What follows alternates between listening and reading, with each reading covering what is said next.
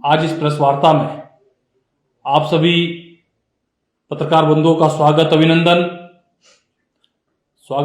के साथ साथ मैं आप लोगों का धन्यवाद भी करना चाहता हूं। अब समय समय पर हमारी किसानों से संबंधित जो समस्याएं होती है, जिनको लेकर हम केंद्र और प्रदेश सरकार के समक्ष अपनी बात रखते हैं, ऐसे विषयों को किसानों और बागवानों तक पहुंचाते हैं और समाज में जो भी घटनाएं घटती है उन सभी विषय को आपके माध्यम से वो देखते भी हैं और पढ़ते भी हैं। मेरे साथ आज प्रेस वार्ता में प्रदेश मीडिया टीम से रमा ठाकुर जी और सुदीप महाजन जी भी उपस्थित है। साथ ही साथ मेरे सहयोगी प्रदेश प्रवक्ता भाई छविंदर पाल जी और मीडिया सह प्रभारी भाई अमित जी भी उपस्थित है। साथियों, सेवा, सुशासन और गरीब कल्याण के 9.5 वर्ष बीतने के बाद 2014 में देश के यशस्वी प्रधानमंत्री नरेंद्र मोदी जी ने किसानों से वादा किया था कि 2022 तक किसानों की आय को दोगुना किया जाएगा। उस कड़ी को आगे बढ़ाते हुए किसानों, मजदूरों और श्रमिकों के लिए जिस तरह से केंद्र सरकार ने गरीब कल्याण के लिए योजनाएं बनाई, निश्चित रूप से 2 टर्म जो मोदी जी के निकले, किसानों, बागवानों और मजदूरों ने उसका लाभ भी लिया। वो चाहे सालाना हर किसान के खाते में 6,000 रुपए किसान सम्मान निधि के रूप में आते हैं। पूरे देश के साथ साथ हिमाचल प्रदेश के भी 8 लाख परिवार उस योजना से लाभान्वित है। चाहे कृषि सिंचाई योजना हो, चाहे सोलर फेंसिंग और सोलर बाढ़ की योजना हो, जिस तरह से बेसहारा गौवंश सड़कों पर घूमता है, उनके लिए भी गौ सेंचुरी बनाना, किसानों और बागवानों के लिए जिस तरह से योजनाएं बनाई है, हिमाचल प्रदेश का किसान और बागवान मोदी जी के इन एहसानों को नहीं भूलेगा और निश्चित रूप से आने वाले चुनाव में मोदी जी का धन्यवाद के रूप में, अपने वोट के रूप में मोदी जी की झोली में हिमाचल प्रदेश की 4 सीटों को देने वाला है। साथियों, 2014 में जहां देश का बजट 25,000 करोड़ रुपए था, मोदी जी के नेतृत्व में बढ़ते हुए आज 1,25,000 करोड़ इस देश का कृषि और बागवानी का बजट है। हिमाचल प्रदेश में पूर्व में हमारी सरकार रही, माननीय जयराम ठाकुर जी के नेतृत्व में। आप सब लोग उस दिन के गवाह है। शिमला के ढली सब्जी मंडी के अंदर 248 करोड़ की 22 योजनाओं का जो उन्होंने शिलान्यास करवाया और आज हिमाचल प्रदेश में सारी योजना धरातल पर उतर चुकी है। वो चाहे पुरानी सब्जी मंडियों के रखरखाव को लेकर हो, चाहे नई सब्जी मंडियां बनाने की बात आती हो, इन सभी विषयों को लेकर आज सारी सब्जी मंडियां काम कर रही है और हिमाचल प्रदेश के किसानों और बागवानों को जिस तरह से आज तक हिमाचल प्रदेश से बाहर सेब बेचने जाना पड़ता था, आज हिमाचल प्रदेश के अंदर मंडियों का जाल बिछा है। पूर्व में जब हमारी सरकार हिमाचल प्रदेश में रही, हमेशा भारतीय जनता पार्टी किसानों और बागवानों की पक्षधर रही है। साथियों, आज हिमाचल प्रदेश में जिस तरह से कांग्रेस की सरकार सत्ता में तो आ गई, परंतु जिस तरह से किसानों और बागवानों के साथ धोखा किया, उस बात को किसान और बागवान भुला नहीं पा रहा है। चुनाव के समय जब कांग्रेस की सरकार जब सत्ता में आई, उससे पहले जब चुनाव के समय लोगों के बीच ये लोग गए, केंद्र के भी कांग्रेस के बहुत सारे नेता हिमाचल प्रदेश में आए, बड़े बड़े बातें की गई, लुभावने वादे किए गए कि किसान अपनी फसल की स्वयं कीमत तय करेगा, परंतु आज तक किसी भी मंडी के अंदर किसान अपनी फसल का जो दाम है तय नहीं कर पा रहा है। और जिस तरह से पिछले सीजन में प्रदेश की सरकार ने एक तुगलकी फरमान जारी किया कि किसान और बागवान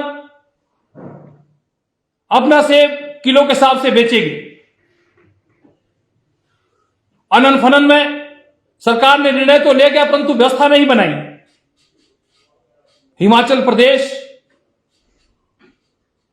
में पिछले वर्ष सिर्फ 1,80,00,000 पेटियां सेब की हुई। इतनी कम फसल होने के बावजूद भी हिमाचल प्रदेश की सरकार फसल बेचने में नाकाम रही। और एक बात की बड़ी हैरानी होती है कि एचपीएमसी को सेब खरीदने के लिए मंडियों में भेजा गया। और मैं पूछना चाहता हूं बागवानी मंत्री और हिमाचल प्रदेश के मुख्यमंत्री से कि आपने एचपीएमसी के माध्यम से सेब को खरीदने की बात कही, अभी तक आपने एचपीएमसी और हिमफेड के माध्यम से जो एमआईएस के कांटे हमारे ग्रामीण क्षेत्रों में लगे हैं, अभी तक उनकी पेमेंट आप नहीं कर पाए। वो हमारा सी ग्रेड सेब जो एमआईएस में जाता है, तो आप ए ग्रेड सेब को एचपीएमसी के माध्यम से खरीदने की बात कर रहे हैं। और एक फरमान इन्होंने और जारी आजकल किया है कि हम यूनिवर्सल कार्टन लागू करेंगे, उसकी नोटिफिकेशन कर दी। भारतीय जनता पार्टी की पूर्व सरकार स्वर्गीय नरेंद्र बरागटा जी ने इस विषय को उठाया था और उन्होंने यूनिवर्सल कार्टन की बात की। Bharatiya Janata party universal carton की पक्षधर है, परंतु जिस तरह से आज कांग्रेस की सरकार ने नोटिफिकेशन की है और अभी तक इनकी स्थिति स्पष्ट नहीं है कि यूनिवर्सल कार्टन ये कब लागू करेंगे। और आज पेटी बनाने वाली जो ट्रे और पेटियां बनाने वाली जो फैक्ट्रियां हैं, वो असमंजस में है कि यूनिवर्सल कार्टन बनाए या टेलीस्कोपिक कार्टन बनाए। और मैं सरकार से पूछना चाहता हूं, माननीय मुख्यमंत्री से पूछना चाहता हूं, माननीय बागवानी मंत्री से पूछना चाहता हूं, आपने नोटिफिकेशन तो कर दी है, अभी भी जो हमारा क्वालिटी एप्पल है वो अभी भी 10 किलो के बक्स में जाता है। और जो हमारा बी और सेकंड ग्रेड सेब है, क्या आप उसको भी यूनिवर्सल कार्टन में ही भेजना चाहते हैं? इस बात को आप स्पष्ट करें, क्योंकि जो किसानों और बागवानों का मानना है कि जो हमारा सेकंड ग्रेड सेब है वो यूनिवर्सल कार्टन में भारा नहीं खाता। और दूसरी बात, इन्होंने कहा कि हम एपीएमसी एक्ट में संशोधन करेंगे। आचार संहिता लगने से 2 दिन पहले इन्होंने नोटिफिकेशन किया। 4 जून तक हिमाचल प्रदेश के अंदर आचार संहिता है, और 15 से 20 जून के बाद हिमाचल प्रदेश के अंदर अर्ली जून शुरू होता है। क्या तब तक यूनिवर्सल कॉटन मार्केट में आएगा? मैं इस बात को सरकार से पूछना चाहता हूं। मैं अपने प्रवास के दौरान हिमाचल प्रदेश के विभिन्न क्षेत्रों में जाता हूं तो हिमाचल प्रदेश का किसान बागवान पूछता है, अपने घोषणा पत्र में इन्होंने चुनाव के समय कहा कि हम किसानों और बागवानों से 2 रुपए किलो गोबर खरीदेंगे, फिर अपने वादे से मुकर गए। अब कहते हैं कि हम खाद खरीदेंगे। मैं माननीय मुख्यमंत्री जी से पूछना चाहता हूं, वो कौन सी खाद है जिसको आप 2 रुपए किलो के हिसाब से किसानों से खरीदना चाहते हैं? क्या सरकार ऐसी कोई खाद बना सकता है कि जो 2 रुपए किलो के हिसाब से मिले? और हिमाचल प्रदेश का किसान और बागवान ऐसी खाद खरीदने के लिए तैयार बैठा हुआ है। इन्होंने दूध खरीदने की बात कही। खैर, किसान परिवार से हम 100 रुपए किलो भैंस का दूध और 80 रुपए किलो गाय का दूध खरीदेंगे। मैं पूछना चाहता हूं कि अभी तक सरकार ने कितने किसानों से 100 और 80 रुपए के हिसाब से दूध खरीदा है? हिमाचल प्रदेश के बिजली उपभोक्ताओं से वादा किया कि हम 300 यूनिट बिजली फ्री देंगे। जो बिजली फ्री मिल रही थी उसको भी बंद करवा दिया।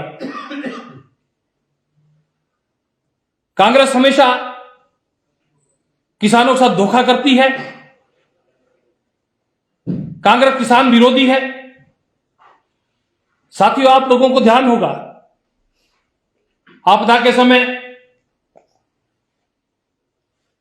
बारिश के कारण किसानों की फसलें बह गई।